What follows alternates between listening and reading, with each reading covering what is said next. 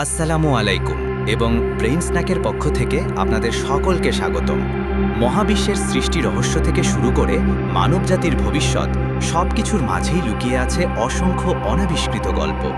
আজ আমরা এমনই এক রহস্যময় এবং যুগান্তকারী বিষয় নিয়ে আলোচনা করব যা যুগ যুগ ধরে বিভিন্ন ধর্ম ও সংস্কৃতিতে আলোচিত হয়ে আসছে। আমরা কথা বলবো ইয়াজুজ মাজুজ সম্পর্কে। ইয়াজুজ মাজুজ দুটি নাম যা শুনলেই কল্পনার গভীরে এক অজানা আতঙ্ক এবং ধ্বংসের চিত্র ভেসে ওঠে। ইসলামের শেষ জামানার অন্যতম বড় নিদর্শন হিসাবে এদের উল্লেখ করা হয়েছে, কিন্তু শুধু ইসলামই নয়, ইহুদি ও খ্রিস্টান ধর্মেও এদের অস্তিত্ব সম্পর্কে ইঙ্গিত পাওয়া যায়। কারা ইয়াজুজ মাজুজ? তারা কি মানবজাতির অংশ নাকি কোনো ভিন্ন সত্তা? কখন হবে তাদের উত্থান, আর এর পেছনে নিহিত বার্তাটাই বাকি? আজ আমরা এই ভিডিওতে কোরআনের আয়াত এবং অন্যান্য ধর্মের বর্ণনা অনুযায়ী ইয়াজুজ মাজুজ সম্পর্কে বিস্তারিত জানব। প্রথমেই আসি ইসলাম ধর্মে, যেখানে ইয়াজুজ মাজুজ সম্পর্কে স্পষ্ট ধারণা দেওয়া হয়েছে। পবিত্র কোরআনে সূরা কাহাফে জুলকারনাইন আলেহের সেই বিখ্যাত অভিযানের কথা বলা হয়েছে, যেখানে তিনি দুটি পাহাড়ের মধ্যবর্তী এলাকার অধিবাসীদের ইয়াজুজ মাজুজের অত্যাচার থেকে রক্ষা করতে একটি বিশাল প্রাচীর নির্মাণ করেছিলেন। কোরআনের আয়াত সূরা কাহাফ ৯৬ থেকে ৯৭। ক্বালা আতুনি যুবার আল হাদিদি হাত্তা ইদা সাওয়া বাইনাস সাদাফাইন ক্বালা আনফুখু হাত্তা ইদা জাআলাহু নারা ক্বালা আতুনি উফরিগ আলাইহি কিতরা। ৯৬ ফামাস্তাউ আন ইয়াযহারুহু ওয়ামাস্তাতাউ লাহু নাকদা। জুলকারনাইন বললেন, তোমরা আমাকে লোহার পাত এনে দাও। অতঃপর যখন দুই পাহাড়ের মধ্যবর্তী স্থান পরিপূর্ণ হয়ে গেল, তখন তিনি বললেন, তোমরা ফুঁক দিতে থাকো। যখন ওটা আগুনে পরিণত হলো, তখন তিনি বললেন, তোমরা আমাকে গলিত তামা এনে দাও, আমি ওটা এর ওপর ঠেলে দিই। অতঃপর তারা তা অতিক্রম করতে পারল না এবং তা ছিদ্রও করতে পারল না। তাৎপর্য, এই আয়াতগুলো স্পষ্টভাবে ইঙ্গিত করে যে ইয়াজুজ মাজুজ এমন এক জাতি ছিল যারা পৃথিবীর বুকে বিশৃঙ্খলা সৃষ্টি করত।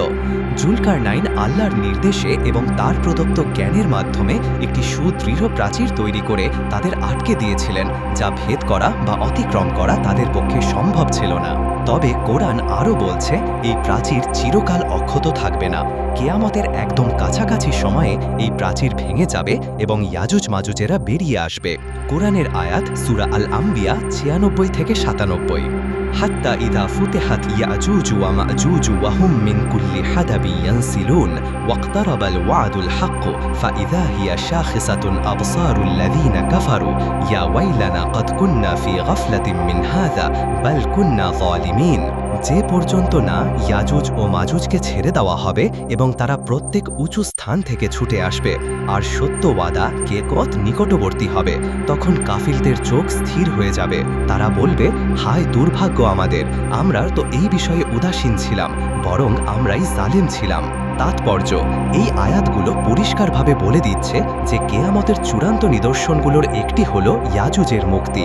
তারা সংখ্যায় এত বিশাল হবে যে পৃথিবীর সর্বত্র ছড়িয়ে পড়বে এবং তাদের আগমনে মানবজাতি এক মহা বিপর্যয়ের সম্মুখীন হবে। তারা পৃথিবীর সমস্ত পানি পান করে ফেলবে এবং ব্যাপক ধ্বংসযজ্ঞ চালাবে।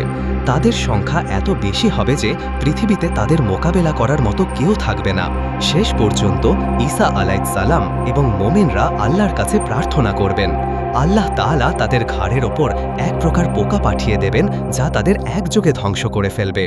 এরপর পৃথিবী তাদের মৃতদেহের দুর্গন্ধে ভরে যাবে এবং আল্লাহ পাখি পাঠাবেন, যারা সেই মৃতদেহগুলো সরিয়ে ফেলবে। এটি হবে আল্লাহর অসীম ক্ষমতার এক নিদর্শন। ইয়াজুজ মাজুজের ধারণা কেবল ইসলামেই সীমাবদ্ধ নয়। ইহুদি ধর্ম, বিশেষত পুরাতন নিয়মের বিভিন্ন গ্রন্থে এদের গগ ও ম্যাগগ নামে উল্লেখ করা হয়েছে।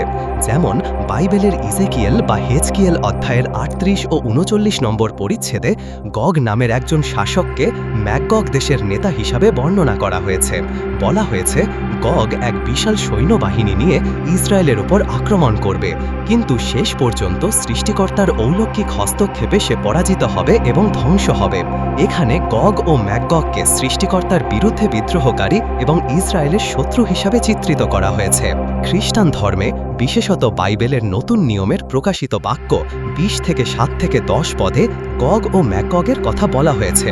এখানে তাদের মানবজাতির শেষ সময়ের এক বড় বিপদের উৎস হিসাবে দেখানো হয়েছে।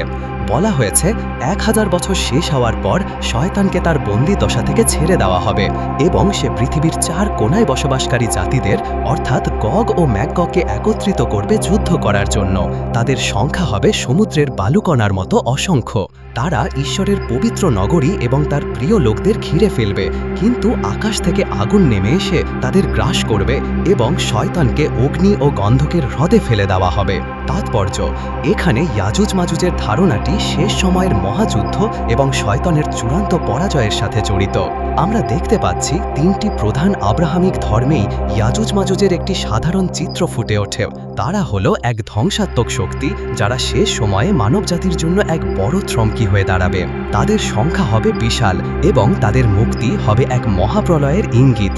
তবে সব ধর্মেই একটি বিষয় নিশ্চিত, শেষ পর্যন্ত ঐশ্বরিক শক্তির হস্তক্ষেপেই তাদের পতন হবে এবং মানবজাতি রক্ষা পাবে। ইয়াজুজ মাজুজকে ঘিরে বিভিন্ন ব্যাখ্যা প্রচলিত আছে। কিছু মুসলিম বিদ্বান বিশ্বাস করেন তারা সুনির্দিষ্ট 2টি গোত্র যাদের ভৌগোলিক অবস্থান সম্পর্কে এখনও নিশ্চিত হওয়া যায়নি। আবার অনেকে মনে করেন এরা কোনো প্রতীকী অর্থে ব্যবহৃত হয়েছে যা মানবজাতির মধ্যকার অরাজকতা, বিশৃঙ্খলা এবং নৈতিকতাকে বোঝায়। যেভাবেই ব্যাখ্যা করা হোক না কেন, ইয়াজুজ মাজুজের কাহিনী মানবজাতিকে একটি গুরুত্বপূর্ণ বার্তা দেয় পৃথিবীতে শান্তি ও শৃঙ্খলার গুরুত্ব এবং আল্লাহর চূড়ান্ত ক্ষমতা ও ন্যায় বিচার। ইয়াজুজের গল্প আমাদের মনে এক গভীর চিন্তা জাগায়। এটি শুধুমাত্র প্রাচীন কাহিনী নয়, বরং মানবজাতির ভবিষ্যৎ এবং আমাদের বিশ্বাস ও কর্মের প্রতিফলনের একটি প্রতীক। এটি আমাদের মনে করিয়ে দেয় যে সৃষ্টিকর্তার পরিকল্পনা অসীম এবং তার নির্দিষ্ট সময়ে সব রহস্যের উন্মোচন হবে। এই ছিল ইয়াজুজ মাজুজ সম্পর্কে কোরআন ও অন্যান্য ধর্মের বর্ণনা। আশা করি ব্রেইন স্ন্যাকের এই ভিডিওটি আপনাদের জ্ঞান তৃষ্ণা কিছুটা হলেও মিটিয়েছে। ইয়াজুজ মাজুজ সম্পর্কে আপনার নিজস্ব মতামত কি কমেন্ট বক্সে আমাদের জানান। ভিডিওটি ভালো লাগলে লাইক করুন, বন্ধুদের সাথে শেয়ার করুন এবং এমন আরও ইন্টারেস্টিং বিষয় জানতে আমাদের চ্যানেল ব্রেইন স্ন্যাক সাবস্ক্রাইব করে বেল আইকনটি টিপে রাখুন। দেখা হবে পরের ভিডিওতে। ততক্ষণ পর্যন্ত ভালো থাকুন, সুস্থ থাকুন। আল্লাহ হাফেজ।